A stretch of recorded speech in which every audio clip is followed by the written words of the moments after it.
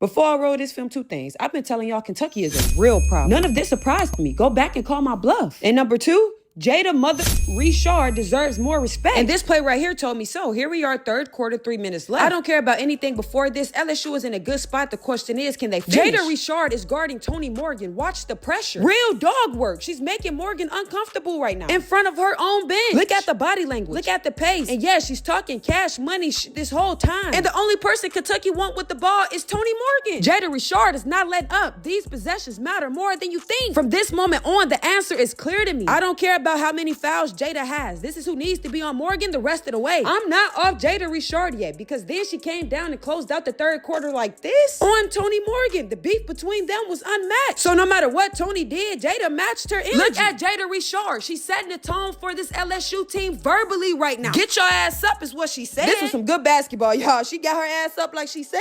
I'm glad she did though, because injuries these days, you just don't know what can go wrong. Here we are, beginning of the fourth, and the energy is still the same. Jada Richard versus Toni Morgan. I'm not mad about that shot that Jada Richard took. I'll be mad if that was later in the quarter though. But you gotta understand basketball to know that Jada Richard was hot before the quarter ended. And Amaya Joyner, oh my goodness, what a game she had. Despite the outcome, she definitely kept them in this ball game for sure. Here LSU is on defense, and who's guarding her? Jada Richard. She's all over the floor. But the same thing that killed Florida was their lack of defensive rebounds, which gives you second chance points and versus the number 11 team in the country. Gotta tighten up, LSU. You have now entered conference play. Here LSU is on offense, and I really don't know how much I like this offensive set. Joyner versus Strack. Strack IQ is out of this league. She knows exactly what Joyner wants to do. And probably every other player too. But just like every other player knows what she likes to do, her turnaround jumper. But she still makes them. Kenny Brooks knew that if Kentucky can last this long, that they have a good shot at winning. Jada Richard versus Toni Morgan. The show did not stop. That's a good bucket by Toni. And as you can see, Jada played off. She didn't want to commit the foul. Zakaya may not have been as productive in this game as Amaya Joyner was, but she still made her minutes count. And that same thing goes for Wiley. She just wasn't as productive as Jada Richard was. And that's nothing against nothing. There's more games to be played. Just gotta learn from this one. Here LSU is up 3 with 6 minutes left to go. Love the defense played by Toni Morgan. She not letting up on them K. But one thing you can look to Grace Knox for is putting some points on the board. No matter if it looked like a selfish bucket. Because look at what her leaders are instructing her to do. Michaela Williams is giving Grace Knox the green light to go off right now. You know how unselfish that is of her and how much of a confidence booster that is for Grace Knox. Kentucky back on offense, and they cleared out the lane for the one-on-one ISO. Toni Morgan versus Jada Richard once again. What the just happened? Let's rewatch that. Jada Richard with the hand check, letting her know I am right here. There is absolutely nothing for Toni Morgan to do. There's 4 LSU players right there. So she trips and fall. Where's her damn acting reward But you know what they did? They called Jada Richard for the foul after she just played her ass off. And that just wasn't a foul. That was her 4th foul. Look at how fast Bob Starkey got off the bench to let Kim know. And literally, y'all, I can end the film session right here because Toni Morgan won Kentucky the game. Nobody knew how to play Toni Morgan, how Jada Richard played Toni Morgan felt that separation and closed out the game the right way. But we can keep going. I have nothing but time. Everything that I'm pointing out is backed by film, so let's continue. Let's kill the elephant in the room. Michaela Williams did everything she could to keep this LSU team on top. But defensively, I really just don't know if I can say the same. She just couldn't stay in front of her opponent and was committing unnecessary fouls. And I just don't know how many ranked games LSU will win if they continue to carry habits over like this. Right now, Kentucky is in transition offense with no numbers. The score is tied. They are trying to win the damn ball game. I have to stop it and put emphasis on this clip right here because this is what loses you games. I cannot make this up. Listen to me. The shot is up now. Joyner is skipping down the lane. Flau'jae is getting boxed out by Strack. Jada Richard is now the Statue of Liberty, and Kovu is at the top. At the top. I just started glitching, y'all. Yes, they did get out hustled by Toni Key. Not with this one possession alone. She had 16 rebounds on the night. Then these two right here, Clara Strack and Toni Morgan, they're the new dynamic duo. They probably spend more time in film with Kenny Brooks than a mom could spend with her cub. And look at this. This is a him